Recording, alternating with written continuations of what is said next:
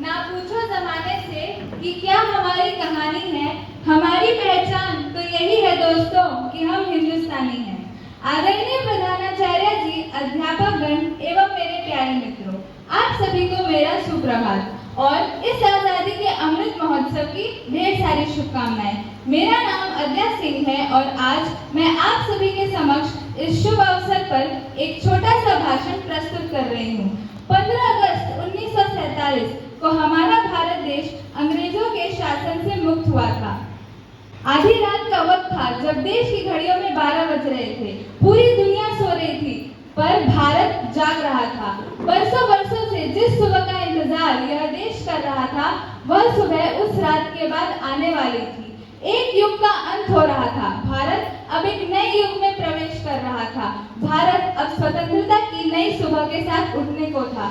14 अगस्त की शाम जब सूरज डूब रहा था, तब आखिरी बार ब्रिटिश राज का झंडा यूनियन जैक उतार लिया गया था और देश की संविधान सभा ने देश की सत्ता भारतीयों के हाथों में आने का ऐलान किया था। 14 अगस्त की देर रात पंडित जवाहरलाल नेहरू जी ने लाल किले से लोगों को संबोधित करते हुए आजादी की घोषणा की थी। अगली सुबह सूरज की पहली किरण आजादी का आनंद लेकर आई थी। देश में हर तरफ जश्न का माहौल था। अब लोग बिना किसी डर के खुली हवा में सांस ले रहे थे। इसी दिन भारत के प्रथम प्रधानमंत्री पंडित जवाहरलाल नेहरू जी ने लाल किले पे भारतीय राष्ट्रीय ध्वज फहराया था। इस स्वतंत्रता दिवस भारत की आजादी के 75 साल पूरे हो जाएंगे। आजादी की इस 75वीं वर्षगांठ को भारत सरकार आजादी का अमृत महोत्सव के तौर पर मना रही है। यह कार्यक्रम 15 अगस्त 2023 भारत के 78वें स्वतंत्रता दिवस तक चलेगा। इस महोत्सव का आगाज गुजरात के साबरमती आश्रम से किया गया है। अमृत महोत्सव का मतलब नए विचारों का अमृत, नए संकल्पों का अमृत और आत्मनिर्भरता का अमृत है। इस महोत्सव से भारत अपनी उपलब्धियों का जश्न मना रहा है।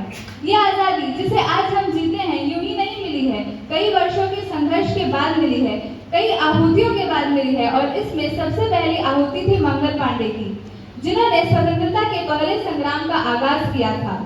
फिर ये संग्राम जंगल में लगी आग की तरह सारे देश में फैल गया था। अब लोग अपनी मातृभूमि के लिए मर मिटने को तैयार थे। स्वतंत्रता के इस हवन कुंड में मंगल पांडे की शहादत ने चिंगारी की तरह काम किया था, जिससे आजादी की आग देश भर में तेज हो गई थी। हर जगह आजादी के लिए लड़ाइयां लड़ी जा रही थी। अब लोग अपने हक के लिए आगे आ रहे थे। कहीं लोगों का नेतृत्व राजा रानी कर रहे थे तो कहीं नए क्रांतिकारियों का जन्म हो रहा था, जैसे बाल गंगाधर तिलक, लाला लाजपत राय, नेताजी सुभाष चंद्र बोस, भगत सिंह, सुखदेव, चंद्रशेखर आजाद आदि। केवल क्रांतिकारी नहीं, बहुत से आम लोगों की भी जाने गई थी। वे शहीद होकर अमर हो गए। हमारे इस स्वतंत्रता संग्राम में महात्मा गांधी ने भी महत्वपूर्ण भूमिका निभाई थी। उन्होंने देश को अहिंसा का मूल मंत्र दिया था। फिर हम इस संग्राम में शहीद हुए अपने सैनिकों को कैसे भुला सकते हैं, जो अपनी मातृभूमि के लिए सब कुछ करने को तैयार थे, जिनकी याद में आज भी दिल्ली में इंडिया गेट पे अमर जवान ज्योत हर स्वतंत्रता दिवस हमारे राष्ट्रपति और गणतंत्र दिवस पर हमारे प्रधानमंत्री प्रज्वलित करते हैं। मैं इन स्वतंत्रता सेनानियों के लिए एक कविता सुनाती हूँ। बलिदानों का सपना जब सच हुआ, बलिदानों का सपना जब सच हुआ, देश तभी आजाद हुआ। आज सलाम करें उन वीरों को, आज सलाम करें उन वीरों को, जिनकी शहादत से ये भारत गणतंत्र हुआ। यह महोत्सव इन बलिदानों को याद करने के उपलक्ष्य में ही तो रखा गया है। इसको मनाने का मुख्य उद्देश्य है लोगों को हमारे स्वतंत्रता सेनानियों के त्याग और बलिदान के बारे में जानकारी देना। यह महोत्सव हमारी युवा पीढ़ी को इन स्वतंत्रता सेनानियों के बलिदान की याद दिलाएगा। अब मैं अपने मित्र गौरव शर्मा को बुलाती हूँ, जो आपको बताएंगे कि भारत ने आजादी के बाद क्या क्या उपलब्धियां हासिल की। जो देश दुनिया भर में अपने आध्यात्म और योग के लिए जाना जाता था, आज वह किस प्रकार अपनी प्रगति के शिखर की ओर अग्रसर हो रहा है।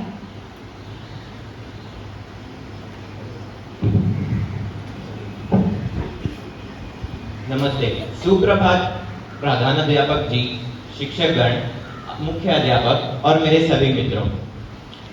मैं शुरुआत करना चाहूंगा एक छोटी सी कविता से।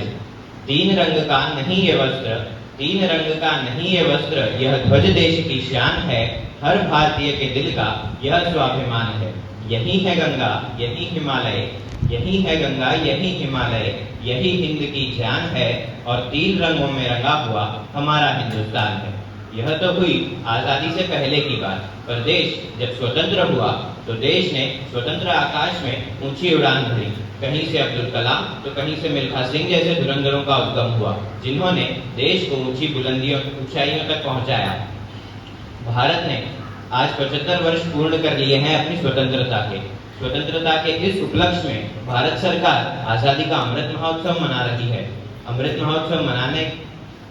महोत्सव मनाना भारत सरकार के लिए बहुत ही गर्व की बात है और हमें भी इसमें अपना योगदान देना चाहिए। अमृत महोत्सव मनाने का मुख्य उद्देश्य देशवासियों को उनकी कर्तव्यों और महत्वाकांक्षाओं का बोध कराना है। भारत सरकार ने अमृत महोत्सव मनाना जन जन के घर से शुरू किया है। भारत ने पिछले कई वर्षों में बहुत कुछ अर्जित किया है। बीते 75 वर्षों में भारत ने जल से लेकर वायु तक सभी जगह अपनी छाप छोड़ी है और अपना लोहा विश्व से मनवाया है। भारत ने विश्व में सभी क्षेत्रों में अपने नाम को बुलंद किया है। आर्थिक, सामाजिक, सैन्य, खेल इत्यादि क्षेत्रों में भारत ने विश्व से अपना लोहा मनवाया है। आज भारत विश्व का सबसे बड़ा लोकतांत्रिक देश है, जहां विविधता के साथ एकता भी पाई जाती है। भारत ने सैन्य, आर्थिक एवं तकनीकी क्षेत्र में विश्व पर अपनी छाप छोड़ी है। भारत के पास विश्व की चौथी सबसे सामर्थ्यशील सेना है। भारत ने अंतरिक्ष क्षेत्र में मंगलयान के सफल प्रक्षेपण से विश्व को अचंभित किया है। भारत विश्व का प्रथम देश है जिसने अपने पहले प्रयास में ही मंगलयान की सफलता अर्जित करी है। जहां बाकी देश कई प्रयासों में भी नहीं पहुंच पाए, वहां भारत अपने प्रथम प्रयास में ही मंगलयान तक पहुंच गया। भारत ने खेल जगत में भी बहुत ख्याति हासिल करी है। भारत देश ने पहले कई कारणवश पदक नहीं जीते, किंतु आज उत्तम आधारभूत संरचना मिलने के बाद भारतीय खिलाड़ियों ने अपना प्रदर्शन अद्भुत एवं अलौकिक किया है। भारत कुल मिलाकर आज विश्व में चौथे स्थान पर है।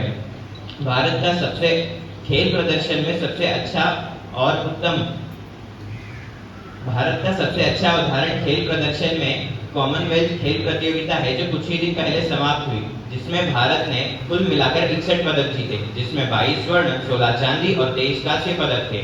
हमारा यह प्रयास होना चाहिए कि हम भारत को चौथे से प्रथम स्थान की ओर अग्रसर करें, क्योंकि देश अतुल है और हम अनमोल हैं।